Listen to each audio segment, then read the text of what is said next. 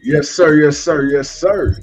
Ladies and gentlemen, boys and girls of all ages, thank you once again for tuning in to another episode of GOW, the Generation Wrestling Podcast. As always, yours truly, the franchise, aka the showstopper, better known as the GOW's resident tribal chief. And with me, as always, you got my tag team partner, my brother, my family. He is the flyest in the room, Mr. 1, 2, 3. Pin that ass down, K Breezy, aka EC's resident Isaac Hayes King 2 Cold. Sorry, I was trying not to choke on this pepper in the air, man. I was like, oh, am I gonna cough? Am I gonna cough? Nope. I'm about to say, man, usually, man, you messed up on your name. You don't usually mess up on mine. Hold on now. Nah, man, just right now, bro, I'm over here trying not to hot chew all over the place. You stupid. Hey, it could be worse. It could be onions. A man, bro, over here crying. Good man. Like, damn, what the hell the King do to the franchise? Hey, man, over here hurting feelings, man. You know what it is. Hey, yo, bro, what's good? What's good? Man, nothing much, man. We had some last minute changes to yesterday, so we didn't come with the Monday night block party, but we felt we had to come and shoot from the hip with y'all tonight, man, during NXT. We figured, man, while the people are out watching the wrestling a little bit, man, we'll talk a little bit of wrestling. We're not necessarily on NXT. I mean, I'm watching, I'm letting it play in the background as I'm watching it, talking with y'all right now. But we're going to talk about a little bit of everything. We're going to talk about what happened at Great American Bash. We're going to talk about what happened last night. We're going to talk about what's going on in the news. We're going to talk a little AEW. We're going to do what we do, and we're going to go bang, bang for your buck. Well, absolutely. Well, speaking of, man, talking about, what happened at the Great American Bash, bro, lots and lots and lots of mixed reviews on the Bash. A lot of them are mostly negative, man. But it's been a negative week for wrestling as a whole. Of course, the whole debacle over the booking of the women's divisions in both companies has been pretty much a cause of the talk of the town lately for the last week or two. And then, of course, now you got the Great American Bash, which a lot of people didn't really feel like lived up necessarily to the hype, bro. One of the matches that a lot of people have been talking about, and it's one that we talked about, bro.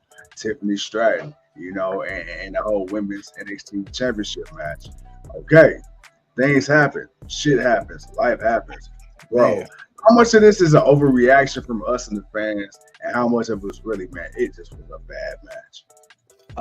It was a bad match, and it's not overreaction of the fans. This was a bad match. This was the wrong type of match type for these women. They should not have been in a submission match. You should have just had them do a hardcore match or something. What's good, Earl? What it do? And it was Botch City. I mean, that's what it was. I mean, Earl said, man, I rewatched the Bash and downgraded my rating from a 2.6 to a 2.2. I mean, after seeing it and then you rewatched it and rewatched the mistakes, of course, obviously, man. So it's not an overreaction on the fans. Out of the 6 main card matches, 2 of them were probably the best matches. The triple threat match was pretty good. The tag team match was actually pretty good. Like that one was, so those were really 2 good matches. There was another I can just look at the card. I mean, I got it right here. Perez and Davenport wasn't too bad. Like, that match was better than the championship match. So it was like there was a couple of matches that were really they were okay. They were good matches. I'm not saying they were like, oh my god, match of the night. They were good matches. But yeah, the rest of the card, it was mid. I gave it a 3. Earl took his rating back down. You probably took yours back down. Hey man, it was fair. It was fair. It didn't live up to the hype. Hey man, so really quick, I'm about to look it up right now to get the exact see, Stadium show. So I'm about to look up the results because what I believe, if I'm not mistaken, I seen earlier, and I might actually get the actual number. But right now, as it stands, AEW is a mere 3,000 plus tickets away from setting an all-time record for live attendance, man, for a wrestling show over in the UK. Dude, my thing is this. I was listening to a show and they seem to think, hey, yo, if they selling this many tickets without announcing the card, Tony Khan might be strategically waiting to announce the card, see how much it can sell without it to push them ticket sales over what they need. How much of that do you think is Tony Khan, man? In your humble opinion, man, do you think is that what Tony Khan doing? Is he using, this as a marketing ploy where if he announced the card and it doesn't sell as many as they will hope, then it's like, okay, people gonna say it flop. But if he don't announce it and then he waits till it builds up, it's like, okay, last minute edition, now people won't buy the show or buy a ticket for the fear of missing out, as opposed to announcing it ahead of time. I think it's fair to say it's a little bit of both. Yeah. And the reason why I say it's a little bit of both is because, yeah, you could say this is a marketing employee, but that's the thing about it, though, is that they haven't announced any matches and people are buying these tickets. Like they are buying them. So that should tell you, or at least show you, that there's some faith in what AEW does and what they're going to produce. Now that we've seen who we've seen come back and we know who's in the fold, it's like, there's some potential for some things. But also, when you think about AEW, they kind of did this before when they had to sell out a 10,000 seat arena just to show people, and they didn't really announce what the card was. Like, you kind of knew Cody and the Young Bucks was going to be there. I think the only match they really announced was the Cody versus Dustin match. Right. Before it really, but it had sold, and it was like, but it was, that was a different reason why it sold, but it sold. There's been a couple of times where they didn't really have the full match card together to maybe about the week of, maybe close to what this is. But man, we're mere a couple of weeks out. They haven't said not one thing about a match, and that says something about the company in itself. Yes, it's strategic on AEW side, but Earl says, man, or is it a sign that AEW is getting extremely popular with the fans and we're in the middle of a shift in power and influence in wrestling? Yes. The only difference is AEW will never be WWE. There's a shift because there's another company that has a lot of people's favorite wrestler that they want to see, regardless of how big or small they are, that people want to see, and they're seeing them on this company. That's, so and the fact that they're coming over to the other side of the country, and you don't get too many shows like that. So that's like, and you're going to be in this building. That's like that's a once in a lifetime opportunity for them, because they don't get a lot of, they don't get the shows as much as we do. They travel to the States all the time. They, go over there only certain times, and they only go to so many places and then they leave back. So you have that works in it, but it also is what Earl is saying. AEW has garnered a lot more popularity. The fan base, when it started, there was a solid fan base. When COVID hit, there was a wonder, like, man, are these fans going to come back? Can they keep up the attention that was keeping the fans hooked to them? Can they continue to do it?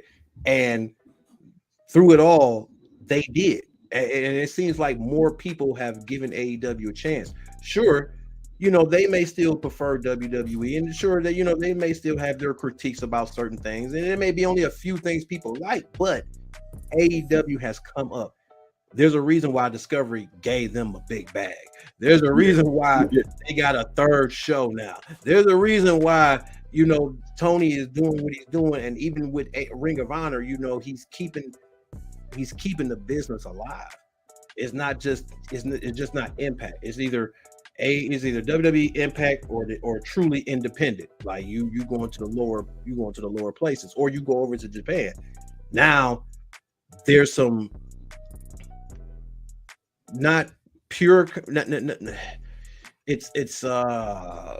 It's competition, but it's not competition. It's an alternative. It's exactly what you It's said. an It's an alternative. alternative. I couldn't think of the word. It's an alternative. Because and I look at it like this, right? I know people use the ice cream analogy a lot. I'm gonna use the music analogy a lot, right? Because just like you like rap, I like rap. My nephews and nieces like rap, but we like different types of rap, right? You know what I'm saying? You and I, we like a little bit more lyrical. We like a little more substance. Now the kids, it's all about, they listen more to the beat and they want to dance and make viral TikTok. So, they want to hear the hot chorus. Just give me that. Yeah. Give me that. What's the hook? Give me that hot hook. What's the hook? Yeah. And it's funny because, like you say, you could be like, okay, my favorite rapper may not be in the top 5 of all time, but it's an alternative to the top 5. It's what I like. It's subjective. And like you said, man, in AEW, the thing is, people are gonna watch AEW, even if they don't necessarily like it per se. They're gonna watch it, just shit on it to see it fail. How many times you hop online and you literally got people that do nothing but bash AEW or bash WWE? Like, bro, you do know you can just not watch it. They literally watch it just to talk shit about it, but you the reason it's still on TV. You took the time to sit there and watch it just so you could talk shit about it. Yeah. You ended up probably liking some things because after a while you start to see those people opinion change a little bit. Again, people will shit on it, man, but hey, it's lasted longer than what people said. It's just celebrated. It's going to be celebrating the 4-year anniversary. Actually, no, they celebrated 4 years. They celebrated 4 years already. Okay, all right. Well, I was thinking of when the show actually came up. Because when Dynamite, normally I go to when Dynamite, they did the 200 episode, but I'm thinking more when Dynamite actually debuted. No, 200 ain't come up yet. It's coming up this week. That's this week. Okay, that's this week. Okay, that's tomorrow. Tomorrow, 200's tomorrow. But yeah, I was thinking more of that's when the anniversary for Dynamite, like since Dynamite took off, and it's like all right, bet. But right now we got Dragon Lee coming out to Rey Mysterio. I'm not Rey Mysterio, Dom and Rhea Ripley.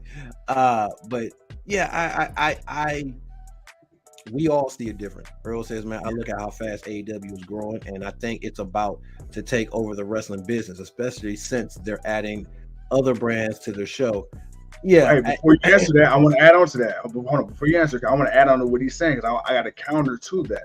Right. Do you think, okay, you know how in the business, man, they talk about people peaking too soon, right? The world champions getting the title too soon. There's nowhere to go but downhill. Do you think AEW is growing too fast? Because remember, when AEW first started, we said that wrestling was already overly saturated with all the hours just from WWE. That wouldn't even include Impact or the accessibility of a Ring of Honor New Japan. Now already, you got 3-4 shows with AEW to the fact you had to cut 2 of your online shows. Do you think we're growing too fast? No, because I don't think they're growing too fast. I think they're growing at the speed that they need to be at. Okay. Because one, they're not in a rush right now. We're watching people grow and do more than what we've seen them do, when it first started. So they're not rushing and the reason why I say they're not rushing is because they're not going to catch WWE. So that's not the goal. The goal isn't we got to catch WWE. You're not going to catch them right now. You're going to need to put in 20 years first. You at least AEW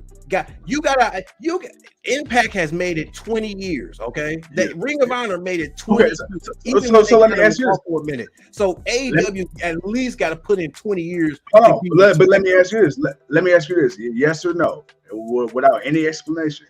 You said make it 20 years. Has AEW surpassed Impact though? Yes, I think so. Yeah, because I say that fairly though. They surpassed Impact because they did what Impact tried to do and failed at, which was trying to compete with WWE. They failed at that. When Hulk Hogan and them came in and they changed the ring and they tried to go on Monday nights, they failed. Period. You failed because after that it went downhill for for Impact and TNA because a lot of your main star players they were leaving. AJ Styles, Robert Roode, all those guys, the guys that were keeping people glued into Impact. And yeah, you had the Bubba Ray run, the Aces and Eights, and that had its ups and downs. And you know, it seemed like you just had so many random people winning without really too much explanation. Like there was just a lot of chaos going on, not only on the screen but behind the screen, behind the scenes. So when I think of what AEW did, when I think about how they started, where I think about where they're at right now, yes, they have surpassed Impact because they're doing what Impact tried to do. Impact could not, even the Impact's outlasted them. Yeah, as far as longevity, but as far as Impact, I mean, global, what you're doing, where you're at, like AEW's on cable TV. They ain't got no problem finding somewhere to be. They on TV every week. They getting their viewerships. They just got a big bag. Impact just kind of got back into the mainstream of things. Like the new ownership and the new groups have gotten Impact back to where they need to be, but right now AEW has come in and has taken that second place behind WWE, and they're there. They are there. Yeah, you can't tell me Impact is there. They, with everything AEW is doing right now, I won't put Ring of Honor above Impact. I'll keep Impact and then Ring of Honor, but WWE, AEW, Impact, Ring of Honor, you can switch that with New Japan or whatever, how you're going to do it, but we don't get to see New Japan as much as like that. We would love to, but we don't. So I got to put it like that. Earl says, man, he's saying AEW is as popular as ECW was at its peak. And that's why I put it above Impact. That's a very great I think it's at least the peak of attention and people wanting to see it and the different people that they have on the show. Like because you got versions of RVD and the Dudley Boys and Taz and all those guys. You got those guys now in AEW. They're just different names, and you know they do what they do. All right, so we got that. Now going back to the Impact Wrestling thing. One thing that's really, I feel like, shot Impact Wrestling in the foot as far as like their viewership and things of that nature is, you know, look at where they're placed at programming wise. You're put on a channel that most people don't have unless they got a specialty package. So it's not like with, you know, TNT or TBS or Turner, where it's like, you know, you don't necessarily have to have cable TV per se, or like with Fox, you know, Fox, everybody got Fox, you know.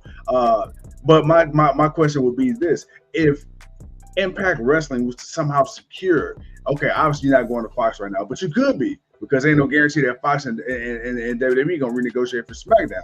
If you put it on a prime time like an ABC or NBC affiliate, do you think that Impact Wrestling will once again rise back up through the ranks? Because you got to understand, Tony Khan, yes and no, because he's also been very lucky, and this is coming from an AEW fan, you know how I feel about it, but he's been very lucky with the fact that AEW, Turner has had a history of wrestling at WCW. So not only can he run on TNT, but he can also run on TBS. Like, he's got a little bit to play with, and he's on like major sports channels per se. No, I don't. Okay, so you think Impact right now is as good as it's going to get, regardless of what their TV deal is? Yeah. And part of the reason why it was so hard for them to get a TV deal was because of all the the business decisions and everything that was going on that pretty much almost put them out of business. They went through they went through like 4 or 5 different owners within like a 2-year span. So it was like there's no confidence behind it. That's why they had a hard time finding somewhere to be on TV. Nobody wanted to put that it was on TV and knew that it was a clusterfuck. You know, that's what it was. Nobody wanted that. So that's why they had to get the public access channels or whatever, because they had to find somebody that they can be on with. But like I say, now it's different. Could somebody give them a shot at FS1 or somebody like that? Yeah, sure. But I don't think it would propel them past AEW.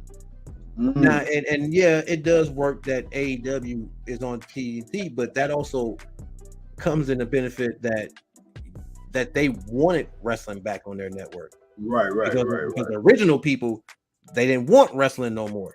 They got rid of it. It was going down the toilet anyway, to be real. Yeah. It was going down the toilet, and they sold it off. They didn't want to deal with it no more. They were moving from it. Okay, but seeing where the wrestling business has become even before AEW, and then when AEW came, it was like, yeah, we want to get into this game. We see what's going on here. We want to get back into this game. We want to get, or at least the new people in charge were like, we want to now get into the game. And right. And AEW was, and that 10,000 tickets sold is what did it for them. The fact that they did that, they built up that hype, they got that sold out crowd, they put on that show, the fans spoke about it the way they spoke about it, and then we saw everything transition, prior to them getting the channel. The fact that Tony Khan clearly had a plan, he was putting up probably his own money, which probably made the deal easier to take. And he said, that first run with TNT before they got this deal, he said, yeah, bro, like that was our money. Like we not a publicly traded company. I had to put that up, and then we had to come back to the table afterwards. Right. So the fact that was his money. All right, okay, you know what? We'll take that chance because it's your money.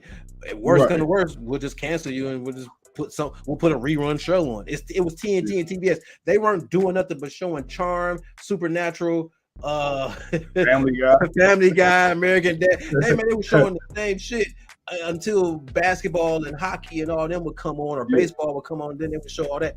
Outside of that, man, and then they would show the old movies all the time. So it's not like they were really putting on anything really live and new and entertaining. So a lot of factors played into it, but as far as the Impact side of it, they had a too long of a run where people didn't want the chaos and there was no trust. They didn't have no faith in them. That's why they couldn't get the TV deal. AEW coming out the way they did, that is what helped them. And yeah, you can say, well, Cody was a big part of that, but still at the same time, the way that they did it, the people you had, having a guy like Jericho help you like that, like there's little things that help that along. But yeah, that's what propelled them over Impact, is the fact that they got a big TV deal and they're on weekly, and they still have been on, and they got more years now. They got 3 shows, like they've evolved. Impact has one show. They have one show. They don't have another TV show. They don't have another live show. So it's like, they're stuck at that one show. Where Impact is coming in 3-4 years. Now they got 3 shows. Their pay-per-views are selling out. Their buys, people are buying their pay-per-views. People are buying Impact pay-per-views for the last couple of years, but people aren't spending and putting in the time for Impact because there's still so much doubt for Impact. And with AEW being what it is, it's like, if I got to put my faith in one of these companies, I'm gonna go with this one. I'll catch you when I catch you, but I'm gonna go with this one. I mean, WWE's WWE, but I'll at least go with this one. Crypto Coffee says, what does the GOW think about? Oh, I'm sorry. What does GOW think about AEW not announcing any matches for All Out yet? They had nothing because they haven't announced any matches for All In. We haven't even got to All Out yet. All Out is 2 weeks after. I don't even know what to say yet. But and the cool part about that is, though, is like, even with them not announcing that, Tony Khan has also said like he would like to work with these other different companies. We've already seen what he can do with a Forbidden Door, and now you think he's not gonna be over there and first of all, you think he's gonna take AEW way across the pond, brother? The first they went is goddamn across the border to Canada. That is like the most exotic AEW has been afforded, and you're gonna go way over there, knowing the history that WWE has over there. And you got a chance to make history, and you're not gonna pull out all the stops. I guarantee you, he gonna go to some of these local British promotions, probably get some of them guys, because that's what Tony Khan do, and he's gonna take some internet darling, and bruh, we gonna have ourselves a ball. Now, and I would say this too, because you and I'm like, damn, bro, they really gonna make us pay $50 for 2 pay-per-views in the span of a week. But then you brought it down, you broke it down. And then Bully Ray also said the same thing. Bully Ray says, this event is so big already. Remember, nothing announced. This event is so big that those who physically can't attend, every other AEW fan in the world that has access will watch the show or find a way to watch it. So I'm like, okay, when he broke it down like that, I'm like, you know what? Okay, because I can't tell you the last time they got me to pay $50 for any goddamn thing. Well, they haven't. That's why they went to the network and had to charge people $9.99 for it. There's a reason for that. But also, they were overdoing it with the pay-per-views. WWE was trying to give you 13 pay-per-views in 1 year. There's only 12 months in a year, dude. Why am I got 13 pay-per-views? I'm not paying you $50 for 13 pay-per-views. That's what caused that. But I want to get a couple. Drill says I actually like AEW for I love it. Some reason. Which, hey man, look, it's growing on some people. Yeah. It has its up and downs, but it has its bright spots, man. It has, you know what? It reminds you of the wrestling that you miss with a little bit of the new stuff. Like you get elements of WCW when you watch that, right? You get elements of ECW to a degree when you watch it. Hell, you get some elements of WWE, still quote unquote sports entertainment, but that's pro wrestling.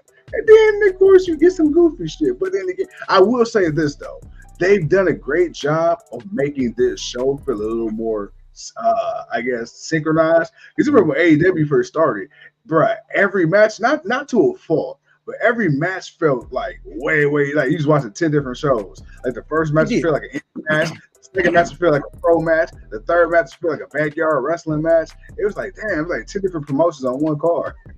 it was, and that was the ups and downs of them finding their pacing. AEW found their pacing. Still not perfect. Don't get me wrong, because we're still finding things to to say, hey, all right, man. You gave us more women's matches, but we need you to give more care to the production of it. So and a few other things. So yeah, but it's shown a lot of progress, and with all that progress, you can overlook some of the downfalls because WWE is not perfect. And nobody can tell me what WWE is not is perfect. No, they're not perfect. They make mistakes too. So it's just all about what you're used to.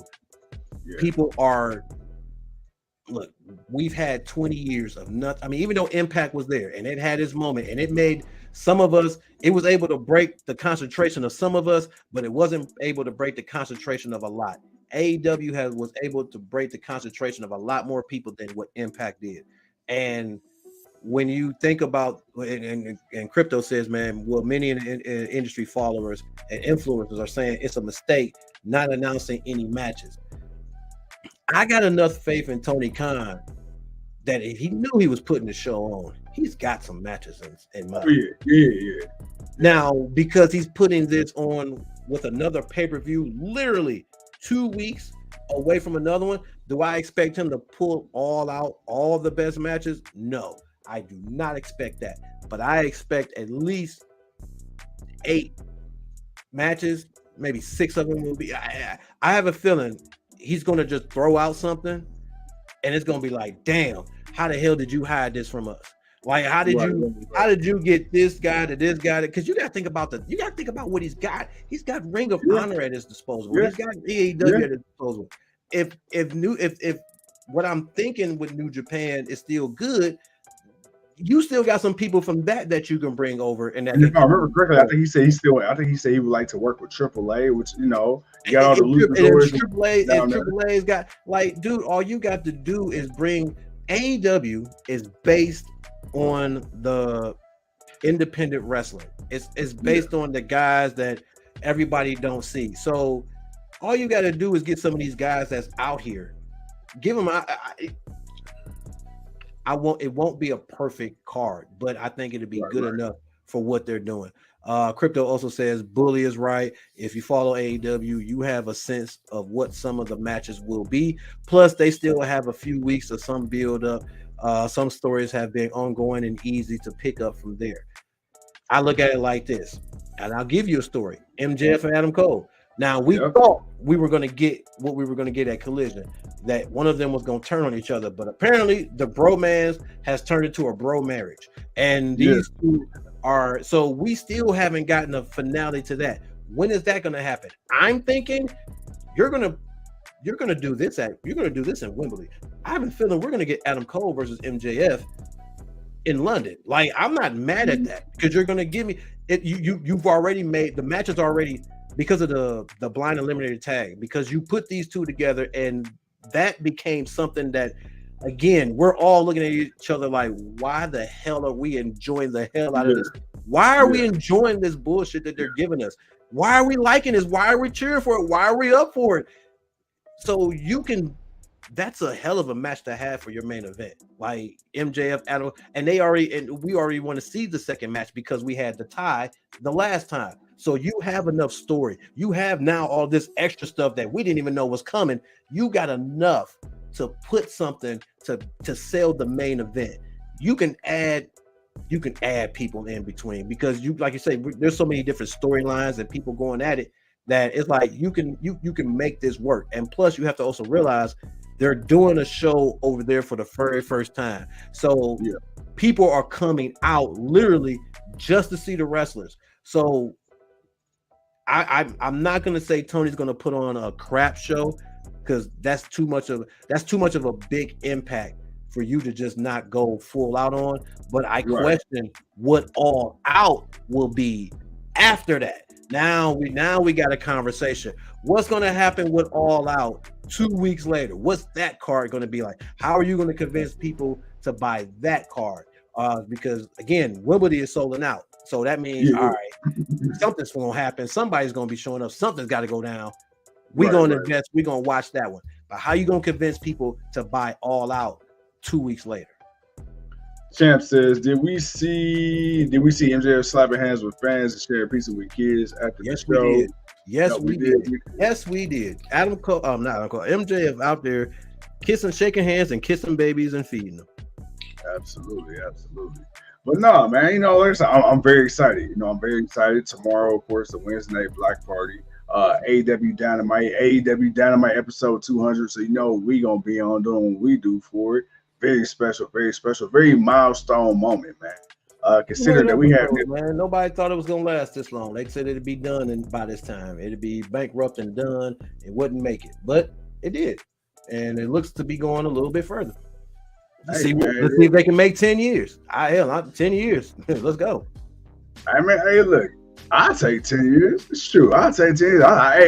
Hey, give me 20 years. Give me 30. Hey, man, give me all of these, man. I'm just saying right now that people, look, man, there's a life expectancy on it. That's what it was.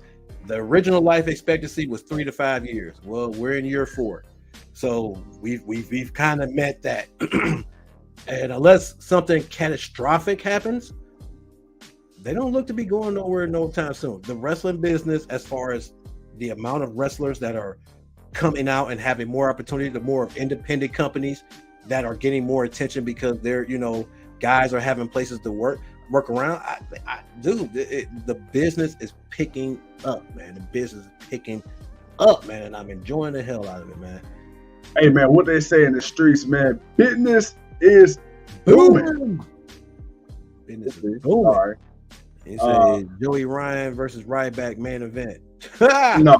But they did say, before we get out of here, did say that Tony Khan did say he and Goldberg had some talks.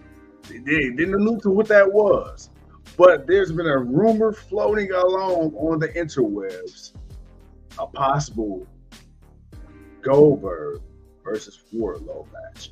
And what's crazy? In WWE, I never wanted to see Goldberg wrestle again. How? I don't want to see him wrestle again either. I don't. But you can't say just the mere fact that Goldberg will even show up at AEW Wembley. That's all he did. Okay. That's all he did.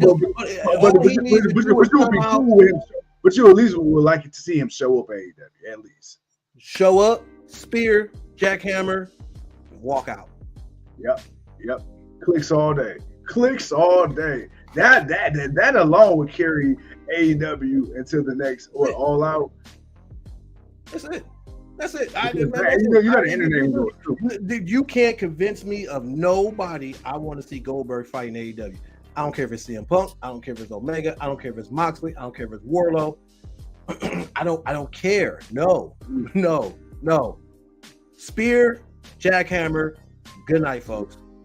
Okay. Look at I showed up in AEW. Look at that. Goldberg is in AEW. That's really what. And you figure if Goldberg's getting a $1 million to $2 million per appearance in WWE, the last few years for fights, you can imagine Tony Khan running that bag up if he could make it happen. I mean, he can do that. He can do that, man. He's got the money, and he's making, and he made it back. He just made it back. So right. Pop's like, bro, son, I'm proud of you. Look at you, boy.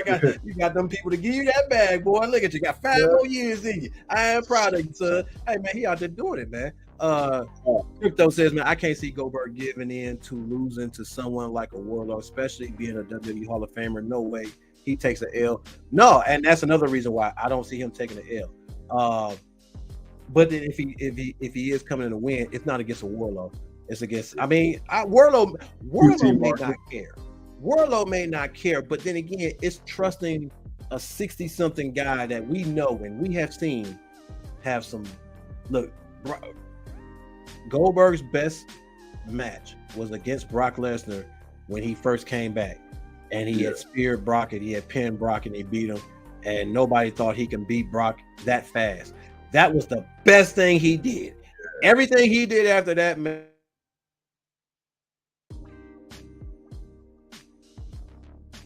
and there was a disaster to it. So Spear, come on, do the road, do the one, come on, do the stick, do the kick. If you can kick, don't throw your hip out. Walk down to the ring. Spear, jackhammer, and walk your ass out the ring. I don't need other than that. I don't need nothing else, dude. The mere fact that you just showed up at an AEW event and did that, I'm good. Gerald says, if I was a wrestler, I would leave WWE and go to AEW. As long as you think they treat you like shit, like some wrestlers. I mean, if you got a good thing going, I wouldn't leave. I mean, you're gonna get the money in WWE. But if you got a good thing going, Crypto says, I hated when Goldberg beat the Fiend. That was the beginning of the end of the Fiend. It was. And it was a horrible match. It was a horrible match. It could have been an epic thing, but it was a horrible match. And that was what it was, man. But bro, we can talk enough about that, man. We got SummerSlam coming up. I know we're gonna get off here real soon, but we got SummerSlam coming up, man. Look here, man. Yes, sir. Judgment Day doing what they do. Kevin Owens is out. So they had Seth Rollins and Sami Zayn teaming up last night. Pretty decent tag team match. But obviously there was a moment where Priest wanted to cash it in. And Balor, he went and got the briefcase. He wanted to give it to him. He thought about it, but he's like, nah, you know what? Go ahead, cash that thing in. Yeah.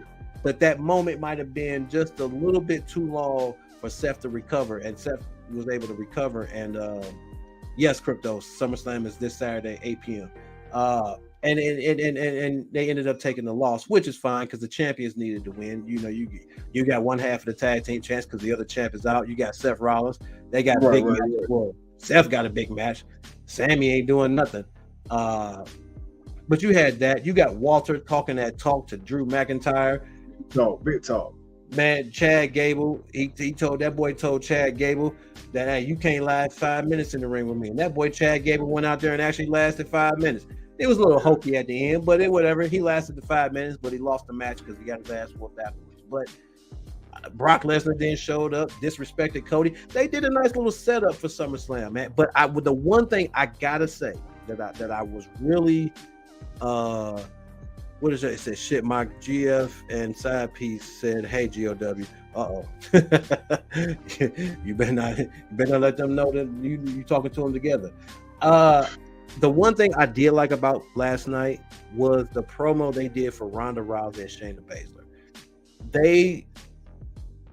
They really made me feel something for this, man, because there's a history between these two, and they kind of said some things that you wouldn't think that you would actually hear them say or about each other or what they knew about each other. The fact that Shayna Baszler feels that Ronda was just allowing her and Shafir and them to stay at her house just so she can have people to beat up on. And that's all they were good for. They were just good to beat up on. And Ronda felt bad because she felt she was giving people opportunity and they weren't taking it. And Shayna said something at the end. She was like, outside of her husband and her mom, I was the first person to hurt her baby. You know, my goddaughter, and my goddaughter's gonna hate me. She's gonna hate me for what I'm gonna do to her. Like it was just the way she delivered. It was just the delivery and the way that they were doing it, and they did it well. They did it very well. Right. And they said it's gonna be a mixed martial arts match, bro. Hey, I was already hyped for the match. Right. I didn't think WWE can make me more ready for Ronda Rousey versus Shayna Baszler. Now that we know, because I said that should be like an MMA match. They should have like an MMA style type of match. They're gonna do that. What are your thoughts, man? I don't want to get too hyped because we know how we feel when we get this hype about certain things like this, and it don't turn out to be what we think it is. Man, can we get what we want, or will we be disappointed? I mean, I'm gonna say yeah, because one, at the end of the day, let's not forget, you know, is Ronda Rousey a great wrestler? No. Is she a great entertainer? Hell yeah. Is Shayna Baszler a great entertainer? Is she a great wrestler? Yeah. But here's one thing we do know about both of them. Both of them, neither one of them made their name in WWE. They both made their name in the MMA and in the octagon. So it's like, you know, these two women are legit for real.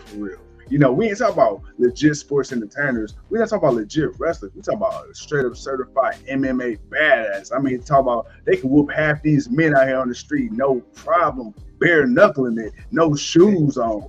So now that we get something again, you know, kind of like with the Tiffany Stratton match, you know, we say, you know, maybe they could have did something different. With this right here, this can't be no regular wrestling match for Ronda Rousey, especially if this is gonna be her last match supposedly for the time being. And then you're going up against another MMA person, somebody that can actually wrestle her style. See, Ronda don't have to dumb down anything because Shayna knows in real life how to counter that. Shayna ain't got to dumb down herself because Ronda knows how to counter that and what to do. So I think this, man, even though it's gonna be a work, at the end of the day, I believe, man, they're gonna be able to be a little physical with each other to the point where it's like, hey, nobody gonna feel no type of way. They gonna go out there and make this shit look good. And I'm gonna say, I dare to say, this might be Ronda's best showing. Yeah, I said this has probably been the best run she's had since she first came in. You know, everybody gave her the benefit of the doubt when she first came in, but you know, this tag team run she had with Shayna, that was kind of like, it's like, man, like this is like I like this. I can watch this version of Ronda. So right. To build everything up, the personal history of everything, and you know, Shayna just tired of being in Ronda's shadow, and Ronda thinking she's doing right, but yet she's really not hindered. You know, she's keeping people down so she can stay up. But then again, when you have a bond like the way you build a bond like they did, it's you understand, at least storyline wise, I understand what Ronda was saying, and I understood what Shayna was saying. I understood the good of what they were saying and the bad. So it's like, damn, man, y'all done. Goddamn, you know them Hollywood writers, boy. They wrote that. They wrote this one up, boy. I mean, it's pretty much gift wrap for them because you got two people who know each other. So that right there is his own story to write. But I really, I'm not saying it's got to be the best match, but I want to see a brutal match. I want to see a brutal match. I want to see these two women whoop each other ass. And be proud women to do it. Like there ain't nothing sexy about this match. I'm not saying that, you know, women are ugly, but I'm just saying what I want to see from this match. I don't want nothing sexy. I want two kick-ass women to kick ass. Period. Hell yeah. And that's what we're gonna get out of this. Well, look, man, like you said, we can talk about this all day. But what I do want to talk about all day and all night tomorrow, I want to talk about this AEW 200. You know, I'm ready. I'm excited. I can't wait. Then, of course, like I said, we got our predictions coming up. We got to get the people the predictions on Thursday. Then, of course, we got the Friday night block party. That's going to be what it is. Saturday, you know what I'm saying? We're going to do the whole thing in live and in person where you're going to lose again. I mean, 2 weeks in a row. Baby. Crazy, I don't know what you out there to eat, but yeah, the east side. We on the east side. East side, west side, man. It might be better to be doing this at your house, man, so the loss will feel a little more, soothing. You'll be in the comfort of your own home. Man. I think I got. We're gonna find out. We're gonna find out Thursday, but it is what it is. Hey, well, look, man. Hey, I can only lead you to the well, man. I can't make you drink, brother. No. But you can bring the drink. Yes, sir. Crypto says I will be in Tampa in 2 weeks. I was just there 2 weeks ago, so I just missed the 200th show. I have not been able to see AEW live this year. I know the 200 episode is this tomorrow. It's tomorrow. So if you at home, you'll be able to see it. Yes, sir. Well, with that, you can definitely see us though. Tune in. We'll tell you what's going on. Yeah, tune in. Put on the notification, man. We'll holler at your boys, man. It's 200 episodes. I think I'll talk to you after there, man. But I think we might have to put a little link. We might have add an extra little bit of time because it's 200 episodes, man. It's AEW, man. So we'll do what we do. But turn on the notifications, man. Make sure you subscribe to all the platforms. Just go through all of them, man. Just hit them all. Just each one you got, just hit it, tap it. We'll pop on. You'll see us. Hang out with us. It's a block party tomorrow. We got to make it up for y'all, man. So tomorrow would most definitely be a block party. Today, man, we just wanted to sit and sip and talk a little bit with the folks, man. With that being said, ladies and gentlemen, thank you once again for tuning in to another episode of GOW Generation Wrestling Podcast. I'm the franchise. He's the king. And until tomorrow, we'll see you when we see you. Peace.